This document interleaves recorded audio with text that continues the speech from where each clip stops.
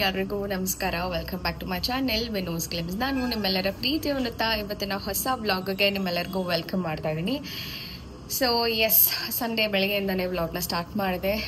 ದೇವ್ರ ಪೂಜೆ ಕೂಡ ಮಾಡಬೇಕು, ಇವತ್ತು ವಾರ ಇದೆ. ಸೊ ಹಾಗಾಗಿ ವ್ಲಾಗ್ನ ಬೇಗ ಸ್ಟಾರ್ಟ್ ಮಾಡಿದ್ದೀನಿ.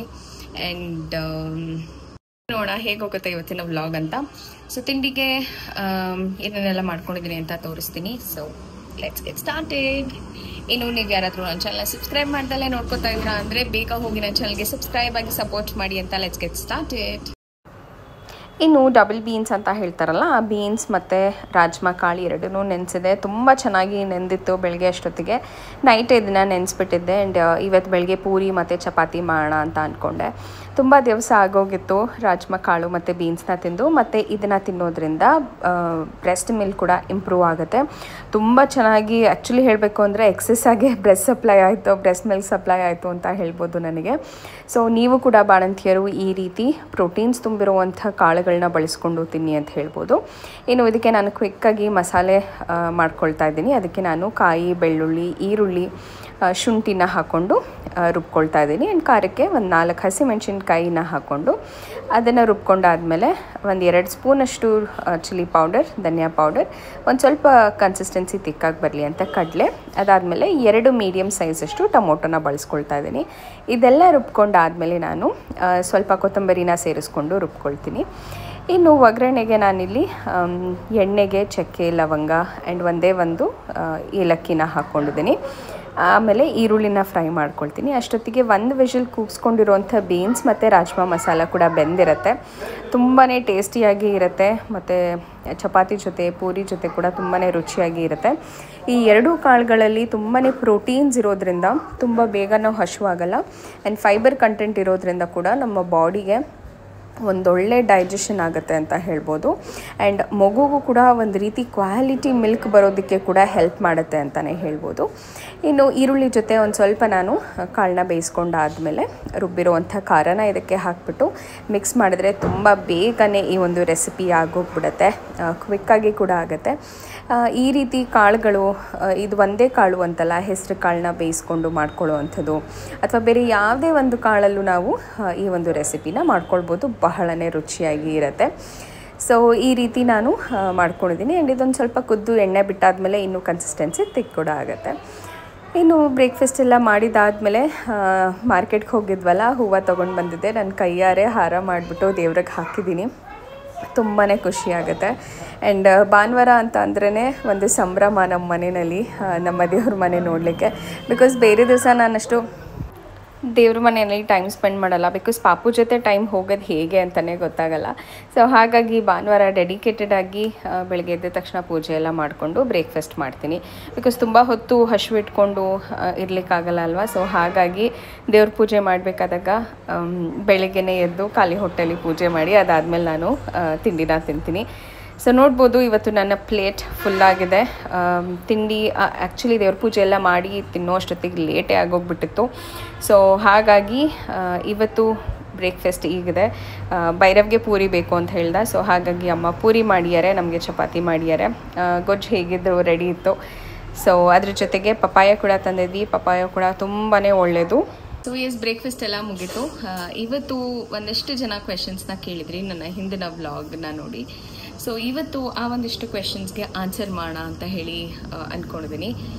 So Bhairav is also there with me ಇವತ್ತಿನ ವ್ಲಾಗಲ್ಲಿ. Say hi. Okay, so first question ಬಂದ್ಬಿಟ್ಟು, ಮಗುನ ಮಲಗಿಸ್ಬೇಕಾದಾಗ ಎದೆನಲ್ಲೇ ಇಟ್ಕೊಂಡು ಮಲಗಿರ್ತಾರೆ ಮಕ್ಕಳು.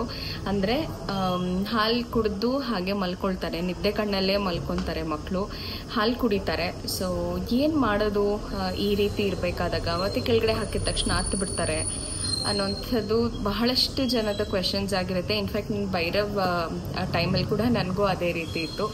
ಅವನು ಹಾಗೆ ಮಾಡ್ತಾಯಿದ್ದ, ಹಾಲು ಕುಡಿಸೋ ತನಕನೂ ಕುಡಿತಾ ಇದ್ದ, ಹಾಗೆ ಮಲಗಿಬಿಡ್ತಾ ಇದ್ದ. ಒಂದು ಸ್ವಲ್ಪ ನಾನು ಎತ್ತಿ ಕೆಳಗಡೆ ಮಲಗಿಸ್ತೀನಿ ಅಂದ ತಕ್ಷಣ ಅಳೋದಕ್ಕೆ ಶುರು ಮಾಡ್ತಾ ಇದ್ದ. So this is quite common. But ಆದರೆ ಅದನ್ನು ವೀನ್ ಆಫ್ ಮಾಡೋದು ಹೇಗೆ, ಈಗ ನನ್ನ ಪಾಪುಗೆ ನಾನು ಆ ಮಿಸ್ಟೇಕ್ ಮಾಡಿಲ್ಲ.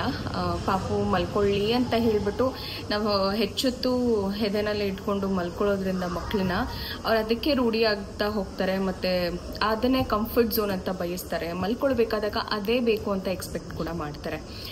ಸೊ ಅದನ್ನು ನಾವು ವೀನ್ ಆಫ್ ಮಾಡಬೇಕು. ಅಂದರೆ ಒಂದು ಪ್ರಾಕ್ಟೀಸ್ನ ಮಾಡ್ತಾ ಬರಬೇಕು.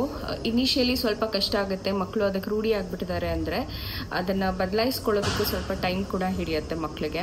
ಬಟ್ ಏನು ಮಾಡ್ಬೋದು ಇಂಥ ಟೈಮಲ್ಲಿ ಅಂತ ಹೇಳಿದ್ರೆ, ಮಕ್ಕಳನ್ನ ಬೇರೆ ಏನಾದರೂ ಸೂದಿಂಗ್ ಟೆಕ್ನಿಕ್ನ ಫೈಂಡ್ ಔಟ್ ಮಾಡೋವಂಥದ್ದು. ಯೂಶ್ವಲಿ ಮಕ್ಕಳಿಗೆ ಲಲಬಿ ಹಾಡುವಂಥದ್ದು ತುಂಬ ಇಷ್ಟ ಆಗುತ್ತೆ, ಇಲ್ಲ ಈ ರೀತಿ ಆಡಿಸೋವಂಥದ್ದು ತುಂಬ ಇಷ್ಟ ಆಗುತ್ತೆ. ಸೊ ಆ ರೀತಿ ಏನಾದರೂ ಆಲ್ಟರ್ನೇಟಿವ್ನ ತೊಗೊಳ್ಬೇಕಾಗುತ್ತೆ. ಅಂದರೆ ಮಕ್ಕಳು ಹೊಟ್ಟೆ ತುಂಬ ಹಾಲು ಕುಡಿದಿದ್ದಾರೆ ಅಂತ ಗೊತ್ತಾದ ಮೇಲೂ ತುಂಬ ಹೊತ್ತು ಮಕ್ಕಳಿಗೆ ಎದೆ ಮೇಲೆ ಮಲಗಿಸ್ಕೊಳ್ಳುವಂಥದ್ದು ಇಸ್ ನಾಟ್ ಗುಡ್ ಅನಿಸುತ್ತೆ. ಮತ್ತು ಅದನ್ನು ವೀನ್ ಆಫ್ ಮಾಡೋದು ತುಂಬ ಕಷ್ಟ ಆಗುತ್ತೆ. ಸೊ ಕಂಪ್ಲೀಟಾಗಿ ಹಾಲು ಕುಡ್ದಾದ್ಮೇಲೆ ಮಕ್ಕಳು ತೇಗ್ಸಾದ್ಮೇಲೆ ಮತ್ತೆ ಎದೆಗೆ ಹಾಕ್ಕೊಳ್ಳೋಕೆ ಹೋಗಬೇಡಿ. ಮಲ್ಕೊಳ್ಳೋ ಟೈಮ್ ಬಂದಿದೆ ಅಂದಾಗ ಅವ್ರಿಗೆ ಬೇರೆ ಏನಾದರೂ ರೊಟೀನಲ್ಲಿ ಸೂದ್ ಮಾಡೋದ್ರಿಂದ ಮಕ್ಕಳು ಆರಾಮಾಗಿ ಕಂಫರ್ಟಾಗಿ ಮಲಗ್ತಾರೆ. ಲೈಕ್ ಲಲಬಿ ಆಡೋವಂಥದ್ದು ಇರ್ಬೋದು, ಅಥವಾ ಜೋಲಿನಲ್ಲಿ ಮಲಗಿಸೋವಂಥದ್ದು ಇರ್ಬೋದು. ಹಾಡು ಹೇಳ್ತಾ ಜೋಲಿನಲ್ಲಿ ಮಲಗಿಸೋದು ಕೂಡ ಒಂದು ಒಳ್ಳೆ ಟೆಕ್ನಿಕ್ ಅಂತ ಹೇಳ್ಬೋದು. ನಾನು ಅದೇ ಯೂಸ್ ಮಾಡಿದ್ದು ಭೈರವ್ ಟೈಮಲ್ಲಿ. ಅವ್ನು ಹಾಗೆ ಮಲಗ್ತಾ ಇದ್ದ, ಎತ್ತು ಬೆಡ್ ಮೇಲೆ ಹಾಕಿದ ತಕ್ಷಣ ಎದ್ದು ಬಿಡ್ತಾ ಇದ್ದ. ಸೊ ಹಾಲು ಕುಡಿಸಿದ ತಕ್ಷಣ ಬರ್ಕ್ ಮಾಡಿಸ್ಬಿಟ್ಟು ನಾನು ಜೋಲಿ ಒಳಗೆ ಹಾಕಿಬಿಡ್ತಾ ಇದ್ದೆ. ಆ್ಯಂಡ್ ಹಾಡು ಕೇಳ್ಕೊಳ್ತಾ ಅವನು ಮಲ್ಕೊಂಡು ಬಿಡ್ತಾ ಇದ್ದ. ಅಲ್ವಾ ಕಂದ? ಅಮ್ಮ ಹೇಗೆ ಹಾಡು ಹೇಳ್ತಿದ್ಲು ನಿಂಗೆ? ನಿಂಗೆ ಗೊತ್ತಲ್ಲ, ಹೇಳು. ನೀನು ಇವಾಗ ತಮ್ಮ ಪಾಪಗೆ ಹಾಡ್ತೀಯಲ್ವಾ? ನೀನು ಹಾಡ್ತೀಯ ಅಲ್ವಾ ತಮ್ಮ ಪಾಪಗೆ? ತೋರಿಸು ನೀನು ಯಾವ ಥರ ಪಾಪಗೆ ಹಿಂಗೆ ಮಲಗಿಸ್ತೀಯ ಅಂತ ಹೇಳು. ಯಾವ ಸಾಂಗ್ ಕೇಳ್ತಾನೆ ತಮ್ಮ ಪಪ್ಪು ಅಂತ? ಜಯ ಜನಾರ್ದನ. ಹಾಂ ಹೇಳು, ಜಯ ಜನಾರ್ದನ ಹೇಳು. ಜಯ ಜನಾರ್ದನ ಕೃಷ್ಣ ರಾಧೆ ಕಾಪದೆ, ಜನವ ಮೋಚನ ಕೃಷ್ಣ ಜನ್ಮ ಮೋಹನ, ಕರುಣ ಮೋಹನ ಕೃಷ್ಣ ಗೋಪಿ ಕಾಪದೆ, ಲಯ ಮೋಹನ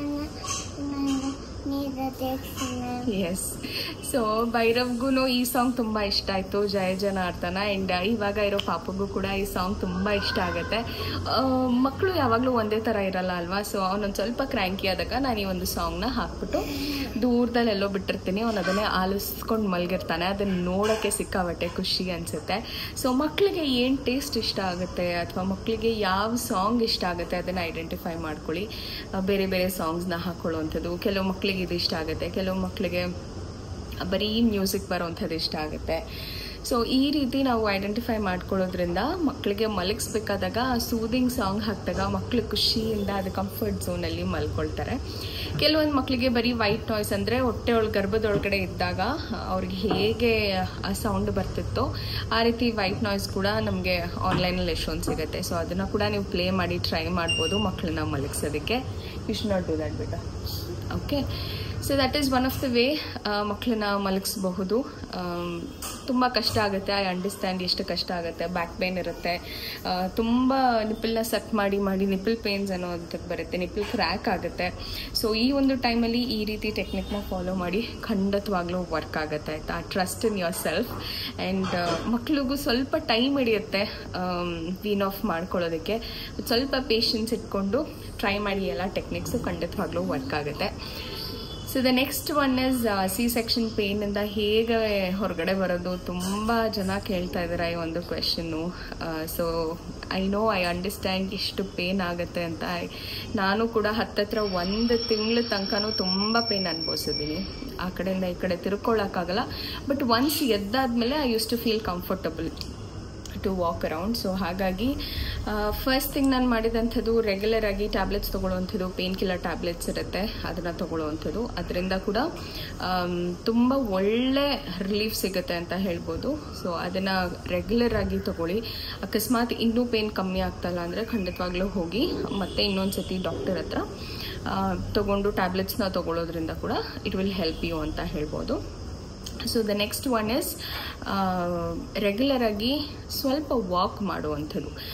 ಕೆಲವೊಂದು ಸತಿ ಮಸಲ್ ಏನಾಗ್ಬಿಡುತ್ತೆ ಅಂದರೆ ಹಿಡ್ದಂಗೆ ಆಗ್ಬಿಟ್ಟಿರುತ್ತೆ ಆ ಜಾಗದಲ್ಲಿ, ಏನೂ ಮೂಮೆಂಟ್ ಕೊಡ್ದಲೆ ನಾವು ಒಂಥರ ರೆಸ್ಟಲ್ಲೇ ಇದ್ದು ಒಂದು ರೀತಿ ಪೇನ್ ಬರೋ ಥರ ಆಗೋಗಿರುತ್ತೆ. ಸೊ ಹಾಗಾಗಿ ಒಂದು ಸ್ವಲ್ಪ ಲೈಟ್ ವಾಕು, ತುಂಬ ವಿಗ್ರೆಸ್ ವಾಕ್ ಕೂಡ ಬೇಡ, ತುಂಬ ಹೊತ್ತು ನಿಂತ್ಕೊಳ್ಳೋದು ಬೇಡ, ವಾಕ್ ಜಾಸ್ತಿ ಮಾಡೋದು ಬೇಡ.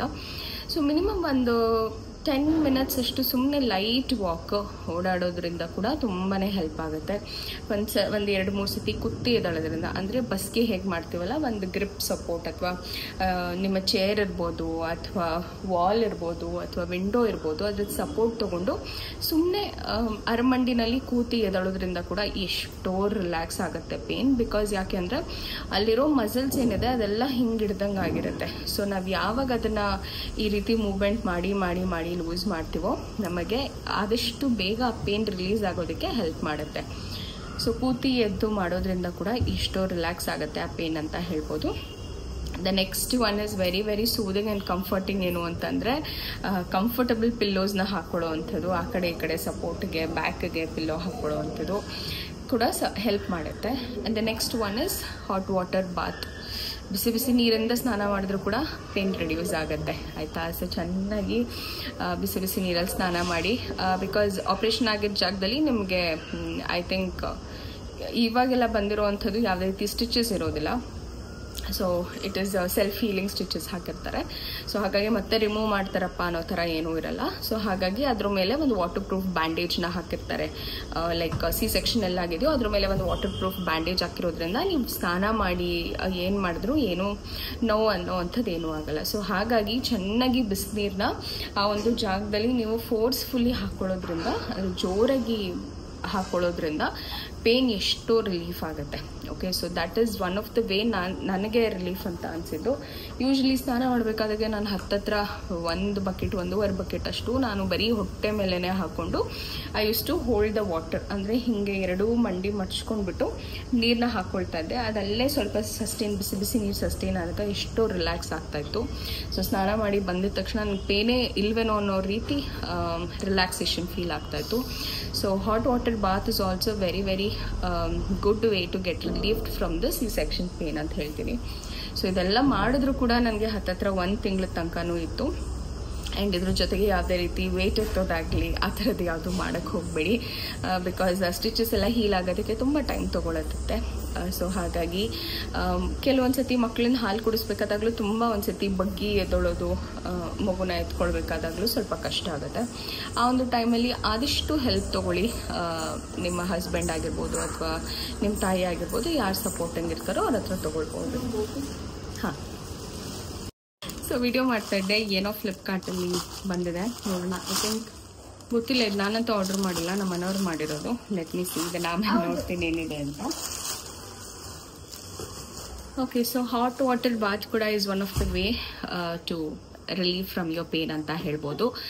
ಸೊ ಈ ಎಲ್ಲ ಟೆಕ್ನಿಕ್ಸ್ ಟ್ರೈ ಮಾಡಿ ಆದಷ್ಟು ರಿಲೀವ್ ಆಗುತ್ತೆ ಪೇನ್ ಅಂತಲೇ ಹೇಳ್ಬೋದು. ಒನ್ ಇಸ್ ಸಮ್ ಸ್ಟ್ರೆಚಸ್, ಅದಾದಮೇಲೆ ಹಾಟ್ ವಾಟರ್ ಬಾತ್ ಮಾಡೋದ್ರಿಂದ ರಿಲ್ಯಾಕ್ಸ್ ಕೂಡ ಫೀಲ್ ಆಗ್ತೀರಾ. ಆ್ಯಂಡ್ ಪೇನ್ ಕಿಲ್ಲರ್ಸ್ನ ಆದಷ್ಟು ರೆಗ್ಯುಲರ್ ಆಗಿ ತೊಗೊಳ್ಳಿ. ತುಂಬ ಪೇನ್ ಜಾಸ್ತಿ ಆಗ್ತಾ ಇದೆ ಅಂದರೂ ಕೂಡ ಕನ್ಸಲ್ಟ್ ಮಾಡಿ ಇನ್ನೂ ಒಂದು ಡೋಸೇಜ್ ತೊಗೊಳೋದ್ರಲ್ಲೂ ಯಾವ ರೀತಿ ತಪ್ಪಿಲ್ಲ.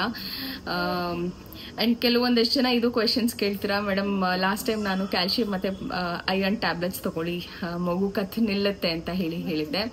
ಮೇಡಮ್ ಐರನ್ ಮತ್ತು ಕ್ಯಾಲ್ಶಿಯಂ ಟ್ಯಾಬ್ಲೆಟ್ಸ್ ತೊಗೊಂಡಾಗ ಕಾನ್ಸ್ಟಿಪೇಷನ್ಸ್ ಅಥವಾ ಪೈಲ್ಸ್ ಇಶ್ಯೂಸ್ ಆಗುತ್ತಾ ಅಂತ ಕೇಳಿದ್ರಿ. ಯಾವುದೇ ಒಂದು ಟ್ಯಾಬ್ಲೆಟ್ಸ್ ತೊಗೊಳೋದ್ರಿಂದ it is not going to lead to any of the other issues, ಆಯಿತಾ.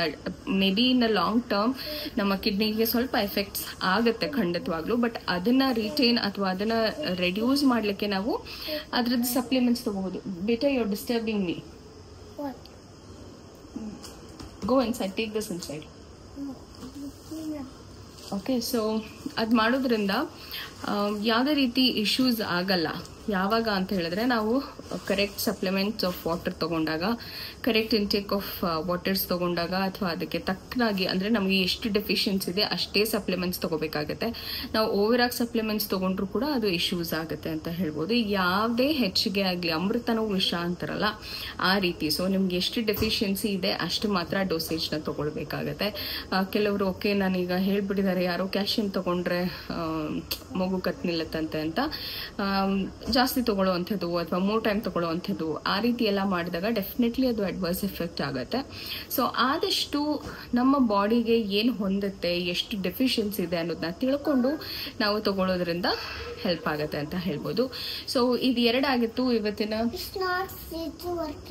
Why, what happened? It's 8 and 0. It's aವಾಗಿಂದ ಹಂಗೆ ಇದೆ. ಪವರ್ ಹೋಗಿದೆ ಅನ್ಸುತ್ತೆ. ವೆಲ್ಕಮ್ ಬ್ಯಾಕ್, ಡೋವರಿ. ಅಲ್ಲಿ ಫ್ರಿಡ್ಜ್ ಹತ್ರ ಲೈಟ್ ಬಂದಿದೆಯಾ ನೋಡು, ರೆಡ್ ಕಲರ್ ಲೈಟು. ಹಾಗಾದ್ರೆ ಮೇನ್ ಪವರ್ ಇಲ್ಲ ಅನ್ಸುತ್ತೆ, ಅದಕ್ಕೆ ಏನೋ ಹೊರಗಡೆ ಕೂಡ ಲೈಟ್ ಹಾಕಿಲ್ಲ. ಓಕೆ, ಸೊ ಇದು 2 ಆಗಿತ್ತು ಇವತ್ತು ನಾನು ಅಡ್ರೆಸ್ ಮಾಡಿದಂಥ ವಿಷಯಗಳು. ಒಂದು, ಮಗುನ ವೀನ್ ಆಫ್ ಮಾಡೋದು ಹೇಗೆ ಅಂದರೆ ಎದೆನಲ್ಲಿ ಹಾಲು ಕುಡಿಸ್ತಾ ಮಲಗಿಸಿ ಅದಾದಮೇಲೆ ಮಗುನ ವೀನ್ ಆಫ್ ಮಾಡಿ ಆರಾಮಾಗಿ ಮಲಗಿಸೋದು ಹೇಗೆ, ಎದೆಗೆ ಮಲ್ಕೊಂಡಲ್ಲೇ ಮಕ್ಕಳು ಅಂತ ಹೇಳಿ. ಸೊ ನೆಕ್ಸ್ಟ್ ಒನ್ ಬಂದು ಸಿ ಸೆಕ್ಷನ್ ಪೇನಿಂದ ಹೇಗೆ ರಿಲೀಫ್ ಮಾಡ್ಕೊಳ್ಳೋ ಅಂಥದ್ದು, ಪೇನ್ ರಿಲೀಫ್ ಹೇಗೆ ಮಾಡ್ಕೊಳ್ಬೋದು ಅಂತ ಹೇಳಿ ತಿಳಿಸ್ಕೊಟ್ಟೆ. ಇನ್ನು ಆ ಗಾಯ ಕೂಡ ಮಾಯೋದಕ್ಕೆ ನಾವು ಸ್ವಲ್ಪ ಟೈಮ್ ಕೊಡಬೇಕಾಗತ್ತೆ. ಆ್ಯಂಡ್ ಕೆಲವೊಂದಷ್ಟು ಸ್ವೆಟ್ ಪೌಡರ್ಸ್ನ ಕೊಟ್ಟಿರ್ತಾರೆ, ಸ್ವೆಟ್ ಫೀ ಪೌಡರ್ಸ್ನ ಕೊಟ್ಟಿರ್ತಾರೆ. ಬಿಕಾಸ್ ಆ ಒಂದು ಜಾಗ ಹೇಗಿದೆ ಅಂದರೆ ಅದು ಈ ಸಮ್ಮರ್ಗೆ ತುಂಬಾ ಸೆಕೆ ಬರುತ್ತೆ, ಕಡ್ತಾ ಬರುತ್ತೆ, ಇಚ್ಚಿಂಗ್ ಆಗುತ್ತೆ, ಕೆರ್ಕೋಬೇಕು ಅಂತ ಅನಿಸುತ್ತೆ, ಬಟ್ ಭಯ ಕೆರ್ಕೊಳ್ಳೋಕ್ಕಾಗೋದಿಲ್ಲ ಅಂತ ಹೇಳಿ. ಸೊ ಆ ಒಂದು ಟೈಮಲ್ಲಿ ಆದಷ್ಟು ನಾವು ಬಿಸಿ ನೀರಲ್ಲಿ ಸ್ನಾನ ಮಾಡಿ ಒಂದು ಕಾಟನ್ ಬಟ್ಟೆನಲ್ಲಿ ಆ ಜಾಗ ಏನಿದೆ, ಕಟ್ ಮಾಡಿರುವಂಥ ಜಾಗ, ಸ್ಟಿಚಸ್ ಜಾಗ ಏನಿದೆ, ನೀಟಾಗಿ ಒಂದು cotton, if this is the area, ಇಲ್ಲಿ ನೀಟಾಗಿ ಕಾಟನ್ ಬಟ್ಟೆನಲ್ಲಿ ಒತ್ತಿ ನೀಟಾಗಿ ತೆಗೀರಿ. ಯಾವುದೇ ಕಾರಣಕ್ಕೂ ಎಷ್ಟೇ ಕೆರೆದ್ರೂ ಉಜ್ಕೊಳಕ್ಕೆ ಹೋಗಬೇಡಿ. But that is going to create lot of nuisance ಅಂತಾನೆ ಹೇಳ್ಬೋದು. ಬಿಕಾಸ್ ಸ್ಕಿನ್ ಇನ್ನು ಇಂಟ್ಯಾಕ್ಟ್ ಆಗಿ ಬೆಳೆದಿರಲ್ಲ. ಸೊ ಆ ಒಂದು ಸ್ಟಿಚಸ್ ಮೇಲೆ ನಾವು ರಬ್ ಮಾಡಿಬಿಟ್ರೆ ರ್ಯಾಷಸ್ ಆಗುತ್ತೆ, ವೈಟ್ನೆಸ್ ಆಗುತ್ತೆ, ಬ್ಲೀಡಿಂಗ್ ಆಗುತ್ತೆ, ಸ್ಟಿಚಸ್ ಬಿಚ್ಕೊಳ್ಳೋ ಚಾನ್ಸಸ್ ಇರುತ್ತೆ. ಸೊ ಆ ರೀತಿ ಯಾವುದೂ ಮಾಡೋಕ್ಕೆ ಹೋಗ್ಬಿಡಿ. ಸುಮ್ಮನೆ ಟ್ಯಾಪ್ ಡ್ರೈ ಈ ಥರ ಮಾಡಿ ಆದಮೇಲೆ ಕ್ರೀಮ್ನ ಕೊಟ್ಟಿರ್ತಾರೆ, ಆ ಕ್ರೀಮ್ನ ಅಪ್ಲೈ ಮಾಡಿ, ಅದಾದಮೇಲೆ ಅದನ್ನು ಕ್ರೀಮ್ನ ವೈಪ್ ಆಫ್ ಮಾಡಿಬಿಟ್ಟು ಪೌಡರ್ನ ಅಪ್ಲೈ ಮಾಡ್ಕೊಳ್ಳಿ. ಸೊ ಯಾವುದೇ ಕಾರಣಕ್ಕೂ ಆ ಏರಿಯಾ ಮಾಯ್ಸ್ಟ್ ಆಗಿ ಇರೋಕ್ಕೆ ಬಿಡಬೇಡಿ, ಡ್ರೈ ಆಗಿರಬೇಕು ಆ ಕಂಪ್ಲೀಟ್ ಏರಿಯಾ. ಆವಾಗಲೇ ಅದು ನೀಟಾಗಿ ಹೀಲ್ ಆಗುತ್ತೆ ಅಂತ ಹೇಳ್ಬೋದು. ಸೊ ಎಸ್, ಇದಾಗಿತ್ತು ಇವತ್ತಿನ ನನ್ನ ಒಂದಷ್ಟು ವ್ಯೂವರ್ಸ್ ಕ್ವೆಶನ್ಗೆ ಆನ್ಸರ್ ಅಂತ ಹೇಳ್ಬೋದು. ಸೊ ಬನ್ನಿ ವ್ಲಾಗ್ನ ಕಂಟಿನ್ಯೂ ಮಾಡೋಣ. ಎಸ್, ಮಧ್ಯಾಹ್ನ ಎಲ್ಲ ಜ್ಯೂಸ್ ಮಾಡ್ಕೊಂಡು ಕೊಡ್ತಿದ್ದಾಯಿತು, ಮಸ್ಕ್ ಮೆಲನ್ ಜ್ಯೂಸು. ಸೊ ಏನೂ ತಿನ್ನಬೇಕು ಅಂತ ಅನ್ನಿಸ್ತಾ ಇರಲಿಲ್ಲ. ಇವಾಗ ಒಂದು ಸ್ವಲ್ಪ ಪನ್ನೀರ್ ಮಾಡೋಣ. ಅದು soya paneer first time try ಮಾಡ್ತಾ ಇದ್ದೀನಿ, ನೋಡೋಣ ಹೇಗೆ ಬರುತ್ತೆ ಅಂತ. ಒಂದು ಸ್ವಲ್ಪ ಹಾಗೆ ಉರಿಬೇಕಾದಾಗ ಟೇಸ್ಟ್ ಮಾಡಿದೆ, ಒಂಥರ ಹಸಿ ಸೋಯಾ ಸ್ಮೆಲ್ ಇತ್ತು. ಬಟ್ ಅದೆಲ್ಲ ಹೋಗೋ ಥರ ನೀಟಾಗಿ ಫ್ರೈ ಮಾಡಿದ್ದೀನಿ. ಐ ಹೋಪ್ ಟೇಸ್ಟ್ ಚೆನ್ನಾಗಿ ಬರುತ್ತೆ ಅಂತ. ಮಾಮೂಲಿ ರೆಗ್ಯುಲರ್ ಪನ್ನೀರ್ ಹೇಗೆ ಮಾಡ್ತೀನೋ ಅದೇ ರೀತಿ ಮಾಡೋಣ ಸೋಯಾ ಪನ್ನೀರ್ ಕೂಡ ಅಂತ ಅಂದ್ಕೊಂಡಿದ್ದೀನಿ. ಸೊ ಎಲ್ಲ ಹೆಚ್ಚಿಟ್ಕೊಂಡಿದ್ದೀನಿ, ಮೆಸ್ಸಿ ಆಗಿದೆ ನನ್ನ ಕಿಚನ್ ಇವತ್ತು ಫುಲ್ಲು. ಬಟ್ ಎಸ್, ಬನ್ನಿ ಇವತ್ತು ಹೇಗೆ ಬರುತ್ತೆ ಟೇಸ್ಟ್ ಸೋಯಾ ಪನ್ನೀರ್ದು ಅಂತ ನೋಡೋಣ. ಆ್ಯಂಡ್ ಹೇಗೆ ಮಾಡ್ತೀನಿ ಅಂತ ಕೂಡ ಕ್ವಿಕ್ಕಾಗಿ ತೋರಿಸ್ತೀನಿ. ಆ್ಯಂಡ್ ವೆರಿ ಸಿಂಪಲ್ ಸ್ಟ್ರೀಟ್ ಸ್ಟೈಲಲ್ಲಿ ಒಂದು ಸೋಯಾ ಪನ್ನೀರ್ ರೆಸಿಪಿ ತೋರಿಸ್ತೀನಿ. ತೊಗೊಂಡಿದ್ದಂಥ ಬ್ರ್ಯಾಂಡ್ ನಾನು ಫಸ್ಟ್ ಟೈಮ್ ಇದನ್ನು ತೊಗೊಳ್ತಾ ಇರೋದು, ಪ್ಯೂರ್ ಡಯಟ್ ವೆಗನ್ ಅಂತ. Cold soft and fresh soya paneer ತೊಗೊಂಡಿದ್ದೀನಿ. So best source of plant protein rich in calcium ಅಂತ ಇದೆ. ಸೊ ಗುಡ್ ಆಗಿದೆ, ಅಂದರೆ ನನಗೆ ತುಂಬ ಒಳ್ಳೆಯದಾಗುತ್ತೆ ಅಂತ ಅಂದ್ಕೊಂಡು I've taken this. ಎಲ್ಲ ಮೆಸ್ಸಿ ಇದೆ, ಪ್ಲೀಸ್ ಇಗ್ನೋರ್ ದಿಸ್. ಆ್ಯಂಡ್ ಇದಕ್ಕೆ ಕ್ಯಾಪ್ಸಿಕಮ್, ಆನಿಯನ್ಸ್, ಗಾರ್ಲಿಕ್, ಚಿಲ್ಲಿ, ಕೊತ್ತಂಬರಿ ಇಷ್ಟು ತೊಗೊಂಡಿದ್ದೀನಿ. ಆ್ಯಂಡ್ ಕರಿಬೇವು ಕೂಡ. ಸೊ ಇಲ್ಲಿ ಎಣ್ಣೆಯಲ್ಲಿ ಫ್ರೈ ಮಾಡಿ ತೆಗೆದಿಟ್ಕೊಂಡಿದ್ದೀನಿ. ಒಂದು ಸ್ವಲ್ಪ ಉಪ್ಪು, ಅರಿಶಿಣದ ಪುಡಿ ಆ್ಯಂಡ್ ಖಾರದ ಪುಡಿ ಇದೆಷ್ಟು ಹಾಕಿ ಫ್ರೈ ಮಾಡಿದ್ದೀನಿ. ಈಗ ಇಲ್ಲಿ ಅದೇ ಪ್ಯಾನ್ಗೆ ನಾನು ಮೊದಲಿಗೆ ಒಂದು 2 ರಿಂದ 3 ಟೇಬಲ್ ಸ್ಪೂನ್ ಅಷ್ಟು ಎಣ್ಣೆನ ಹಾಕ್ಕೊಂಡಿದ್ದೀನಿ. ಅದಕ್ಕೆ ಉದ್ದಕ್ಕೆ ಹೆಚ್ಚಿಟ್ಕೊಂಡಿದ್ದಂಥ ಹಸಿಮೆಣಸಿನ್ಕಾಯಿ, ಅದ್ರ ಜೊತೆಗೆ ಕರಿಬೇವು, ಹಾಗೆ ಚಿಕ್ಕದಾಗಿ ಜಜ್ಕೊಂಡಿರುವಂಥ ಬೆಳ್ಳುಳ್ಳಿ ಆ್ಯಂಡ್ ದೊಡ್ಡದಾಗಿ ಹೆಚ್ಕೊಂಡಿರುವಂಥ ಈರುಳ್ಳಿ ಆ್ಯಂಡ್ ಕ್ಯಾಪ್ಸಿಕಮ್ನ ಹಾಕ್ಕೊಂಡು ಚೆನ್ನಾಗಿ ಫ್ರೈ ಮಾಡ್ತೀನಿ. ಇನ್ನು ಕ್ಯಾಪ್ಸಿಕಮ್ ಸ್ವಲ್ಪ ರಾ ಇದ್ರೇ ಚೆನ್ನಾಗಿ ಇರುತ್ತೆ. ಆಲ್ಮೋಸ್ಟ್ 80% ಅಷ್ಟು ಫ್ರೈ ಆದರೆ ಸಾಕಾಗುತ್ತೆ. ಸೊ ಇದನ್ನೆಲ್ಲ ಕಂಪ್ಲೀಟಾಗಿ ಒಂದು ಸ್ವಲ್ಪ ಕಲರ್ ಚೇಂಜ್ ಆಗೋ ತನಕ ವೇಟ್ ಮಾಡಿ, ಅದಾದಮೇಲೆ ನಾನು ಇದಕ್ಕೆ ಪೆಪ್ಪರ್ ಪೌಡರ್ನ ಹಾಕ್ಕೊಳ್ತೀನಿ. ಇದಕ್ಕೆ ನೀವು ಬೇಕು ಅಂತಂದರೆ ಜೀರಿಗೆ ಮತ್ತು ಮೆಣಸು ಎರಡೂ ಫ್ರೈ ಮಾಡಿ ಇಟ್ಕೊಂಡು ಹಾಕ್ಕೊಳ್ಬೋದು. ಬಟ್ ನಾನಿಲ್ಲಿ ಪೆಪ್ಪರ್ ಪೌಡ್ರ್ ಮಾತ್ರ ಹಾಕ್ಕೊಂಡಿದ್ದೀನಿ. ಬೇಕು ಅಂತಂದರೆ ಜೀರಿಗೆ ಪುಡಿ ಕೂಡ ಸೇರಿಸ್ಕೋಬೋದು, ಬಹಳನೇ ರುಚಿಯಾಗಿರುತ್ತೆ. ಇನ್ನು ನಿಮ್ಗೆಲ್ಲರಿಗೂ ಗೊತ್ತು, ಎದೆ ಹಾಲು ಬರಲಿಕ್ಕೆ ಬೆಳ್ಳುಳ್ಳಿ ತುಂಬಾ ಸಹಾಯ ಮಾಡುತ್ತೆ. ಸೊ ಇದಕ್ಕೆ ಬೇಕು ಅಂದರೆ ಹೆಚ್ಚಿಗೆ ಕೂಡ ಹಾಕ್ಕೊಂಡು ನೀವು ತಿನ್ಬೋದು. ಇದಾದಮೇಲೆ ನಾನು ಚೆನ್ನಾಗಿ ಫ್ರೈ ಮಾಡಿ ಇಟ್ಕೊಂಡಿದ್ದಂಥ ಮೀಡಿಯಮ್ ಫ್ಲೇಮಲ್ಲೇ ಫ್ರೈ ಮಾಡ್ಕೋಬೇಕು. ಆವಾಗ ಮಾತ್ರ ಒಳಗಡೆ ಎಲ್ಲ ನೀಟಾಗಿ ಬೇಯುತ್ತೆ. ಇಲ್ಲಾಂದರೆ ಒಳಗಡೆ ಎಲ್ಲ ಹಸಿ ಒಂಥರ ಸೋಯಾ ಸ್ಮೆಲ್ ಬಂದುಬಿಡುತ್ತೆ, ತಿನ್ನೋಕ್ಕೆ ಚೆನ್ನಾಗೇ ಅನಿಸಲ್ಲ. ಅದು ಬೇರೆ ಫಸ್ಟ್ ಟೈಮ್ ನಾನು ಟ್ರೈ ಮಾಡಿದ್ನಲ್ಲ, ತುಂಬ ಟೈಮ್ ತೊಗೊಂಡು ನೀಟಾಗಿ ಬೇಯಲಿ ಅಂತ ಹೇಳಿ ಬೇಯಿಸಿದ್ದೆ. ಚೆನ್ನಾಗಿ ಬಂದಿತ್ತು. ಬಟ್ ಎಷ್ಟೇ ನಾವು ಬೇಯಿಸಿದ್ರೂ ಮಿಲ್ಕ್ ಪನ್ನೀರ್ ಟೇಸ್ಟ್ ಅಷ್ಟು ಬರೋದಿಲ್ಲ ಇದು. ಬಟ್ ಆದರೆ ತುಂಬಾ ಒಳ್ಳೆಯದು, ಪ್ಲಾಂಟ್ ಪ್ರೋಟೀನ್ ಆಗಿರೋದ್ರಿಂದ ಆರಾಮಾಗಿ ಸೇವಿಸ್ಬೋದು ಎಲ್ಲರೂ. ನಾನ್ ವೆಜ್ ತಿನ್ನಲ್ಲ ಅನ್ನುವಂಥವ್ರು ಈ ರೀತಿ ನಾವು ಸೋಯಾ ಪನ್ನೀರಲ್ಲೂ ಕೂಡ ಡಿಫ್ರೆಂಟಾಗಿ ಟ್ರೈ ಮಾಡಿಕೊಂಡು ತಿನ್ಬೋದು. ಇನ್ನು ಇದಕ್ಕೆ ನಾನು 2-3 ಟೇಬಲ್ ಸ್ಪೂನಷ್ಟು ಸೋಯಾ ಸಾಸ್ನ ಹಾಕ್ಕೊಂಡಿದ್ದೀನಿ. ಟೇಸ್ಟ್ ಚೆನ್ನಾಗೇ ಬರುತ್ತೆ ಸೋಯಾ ಸಾಸ್ನ ಲಾಸ್ಟಲ್ಲಿ ಹಾಕ್ಬಿಟ್ಟು ಕೊತ್ತಂಬರಿಯಲ್ಲಿ ಗಾರ್ನಿಷ್ ಮಾಡಿದ್ರೆ ರುಚಿಯಾದಂಥ ಸೋಯಾ ಪೆಪ್ಪರ್ ಫ್ರೈ ರೆಡಿ ಆಗಿಬಿಡುತ್ತೆ. ತುಂಬ ಚೆನ್ನಾಗಿರುತ್ತೆ. ಪನ್ನೀರ್ ಥರನೇ, ನೋಡೋಕ್ಕೆಲ್ಲ ಪನ್ನೀರ್ ಥರನೇ ಅನಿಸುತ್ತೆ, ಬಟ್ ತಿಂದಾಗ ಮಾತ್ರ ಟೇಸ್ಟ್ ಅಷ್ಟೇ ಡಿಫರ್ ಆಗುತ್ತೆ. ಬಟ್ ಟ್ರೈ ಮಾಡ್ಬೋದು. ಹೆಲ್ದಿ ಅಂತ ಅಂದಾಗ ಯಾವುದಾದ್ರೂ ತಿನ್ಬೋದು. ಸೊ ಒಂದು ಸ್ವಲ್ಪ ಕಷ್ಟ ಆಗ್ಬೋದು ಇನಿಷಿಯಲಿ, ಬಟ್ ಆದಮೇಲೆ we get use to it. Soya ಪನ್ನೀರಲ್ಲಿ ಪೆಪ್ಪರ್ ಫ್ರೈನ ಮಾಡಿದ್ದೀನಿ. ಟೇಸ್ಟ್ ಏನೋ ಚೆನ್ನಾಗಿ ಬಂದಿದೆ ಅಂತ ಅನಿಸ್ತಾ ಇದೆ, ಘಮ ಅಂತ ಇದೆ. ನೋಡೋಣ, ನಮ್ಮ ಮನೆಯವ್ರಿಗೆ ಕೊಟ್ಬಿಟ್ಟು ಟೇಸ್ಟ್ ನೋಡ್ತೀನಿ. ಅವರೇ ಇವತ್ತು ಬುಕ್ ಮಾಡಿದ್ದು. ಟ್ರೈ ಮಾಡೋಣ ಒಂದ್ಸತಿ ಸೋಯಾ ಪನ್ನೀರ್ ಹೇಗಿರುತ್ತೆ ಅಂತ. ಆ್ಯಕ್ಚುಲಿ ಅವ್ರಿಗೆ ಸೋಯಾ ಅಷ್ಟು ಇಷ್ಟ ಆಗಲ್ಲ. ನೋಡೋಣ ಈ ರೆಸಿಪಿ ಇಷ್ಟ ಆಗುತ್ತಾ ಅಂತ. ಘಮ ಅಂತದೆ. ಡ್ರೈ ರೆಸಿಪಿ, ಬೇಳೆ ಸಾರು ಜೊತೆ ಎಲ್ಲ ಒಳ್ಳೆ ಕಾಂಬಿನೇಷನು. ಇವತ್ತು ಸಂಡೇ ಅಲ್ವಾ, ಹಾಗಾಗಿ ನಾನ್ ವೆಜ್ ಏನೂ ಮಾಡೋಂಗಿಲ್ಲ. ಹಾಗಾಗಿ ಟೇಸ್ಟಿ ಆಗಿರುವಂತಹ ಸೋಯಾ ಪನ್ನೀರ್ನ ಮಾಡಿದ್ದೀನಿ. So let me give it for taste ಕೊಡೋಣ ಕಂದ. ಒಪ್ಪಂಗೆ ನೀನು ಟೇಸ್ಟ್ ಮಾಡ್ತೀಯಾ? ಇಲ್ಲ ಬೇಡ. Okay, come let's see how dad reacts. ಇನ್ನು ಅವ್ರಿಗೆ ಟೇಸ್ಟ್ ಅಷ್ಟು ಇಷ್ಟ ಆಗಲೇ ಇಲ್ಲ. ಆ್ಯಂಡ್ ಕ್ಯಾಪ್ಸಿಕಮ್ ಕೂಡ ಅವ್ರಿಗೆ ಅಷ್ಟು ಇಷ್ಟ ಆಗಲ್ಲ. ಸ್ವಲ್ಪ ಆನಿಯನ್ಸಲ್ಲಿ ತಿಂದರು ಅಷ್ಟೇ. ಬಟ್ ತುಂಬ ಕಷ್ಟಪಟ್ಟು ತಿನ್ನೋ ಥರ ಏನೂ ಇರಲಿಲ್ಲ ಆಯಿತಾ. ನಮ್ಮ ಮನೆಯವ್ರು ತುಂಬ ವೆರಿ ಸ್ಪೆಸಿಫಿಕ್. ಸೊ ಹಾಗಾಗಿ ಅವ್ರಿಗೆ ಇಷ್ಟ ಆಗಿಲ್ಲ. ಬಟ್ ತುಂಬ ಚೆನ್ನಾಗಿತ್ತು ಟೇಸ್ಟು. ಹೆಲ್ದಿ ಅಂತ ಅಂದಾಗ ಒಂದು ಸ್ವಲ್ಪ ಕಾಂಪ್ರಮೈಸ್ ಮಾಡಬೇಕಾಗತ್ತೆ. ಈಗ ಏನಾದರೂ ಆದರೆ ನಾವು ಮೆಡಿಸಿನ್ ಕಹಿ ಆದರೂ ತೊಗೊಳ್ತೀವಲ್ಲ, ಆ ರೀತಿ ಅಂತ ಹೇಳ್ಬೋದು. ತುಂಬ ಕಷ್ಟಪಟ್ಟು ತಿನ್ನಬೇಕು ಅಂತ ಏನಿಲ್ಲ. ನಿಮಗೆ ಯಾವ್ದು ಇಷ್ಟ ಆಗುತ್ತೋ ಅದರಲ್ಲಿ ಪ್ರೋಟೀನ್ಸ್, ಕ್ಯಾಲ್ಶಿಯಮ್, ಕಾರ್ಬೋಹೈಡ್ರೇಟ್ಸ್, ಫ್ಯಾಟ್ಸ್ ಎಲ್ಲನೂ ಇನ್ಕ್ಲೂಡ್ ಆಗುವಂಥ ಡಯಟ್ ತೊಗೊಳ್ಳೋದ್ರಿಂದ ನಮಗೂ ಒಳ್ಳೆಯದು, ಮಗುಗೂ ಒಳ್ಳೆಯದು ಅಂತ ಹೇಳ್ಬೋದು. ಸೊ ಎಸ್, ಇದನ್ನು ಹೇಳ್ತಾ ನಾನು ನನ್ನ ಇವತ್ತಿನ ವ್ಲಾಗ್ನ ಮುಗಿಸ್ತೀನಿ. ಆ್ಯಂಡ್ ತುಂಬ ಜನ ಕೇಳ್ಕೊಂಡಿದ್ರಿ ಪಾಪು ಜೊತೆ ವ್ಲಾಗ್ನ ಮಾಡಿ ಅಂತ. ಖಂಡಿತವಾಗ್ಲೂ ಮಾಡ್ತೀನಿ. ನಾನು ಅದೇ ಒಂದು ಟೈಮ್ಗೆ ವೆಯ್ಟ್ ಮಾಡ್ತಾಯಿದ್ದೀನಿ. ಪಾಪು ಒಂದು ಸ್ವಲ್ಪ ದೊಡ್ಡವನಾಗಲಿ ಅಂತ ಕಾಯ್ತಾ ಇದ್ದೀನಿ ಅಷ್ಟೇ. ನಿಮಗೆಲ್ಲ ಪ್ರೀತಿಗೆ ನನಗೆ ತುಂಬ ಖುಷಿ ಆಗುತ್ತೆ. ಸೊ ಎಸ್, ಐ ಹೋಪ್ ಇವತ್ತಿನ ವ್ಲಾಗ್ ನಮ್ಮೆಲ್ಲರಿಗೂ ಇಷ್ಟ ಆಗಿದೆ ಅಂತ ಅಂದ್ಕೊಳ್ತೀನಿ. ಇಷ್ಟ ಆಗಿದ್ರೆ ಡೆಫಿನೆಟ್ಲಿ ಲೈಕ್ ಮಾಡಿ, ಶೇರ್ ಮಾಡಿ, ಹಾಗೆ ನನ್ನ ಚಾನಲ್ಗೆ ಸಬ್ಸ್ಕ್ರೈಬ್ ಆಗಿ ಸಪೋರ್ಟ್ ಮಾಡಿ ಅಂತ ಹೇಳ್ತಾ ಮತ್ತೆ ಸಿಗ್ತೀನಿ ಮುಂದಿನ ವಿಡಿಯೋದಲ್ಲಿ. ಅಲ್ಲಿವರೆಗೂ ನಮಸ್ಕಾರ.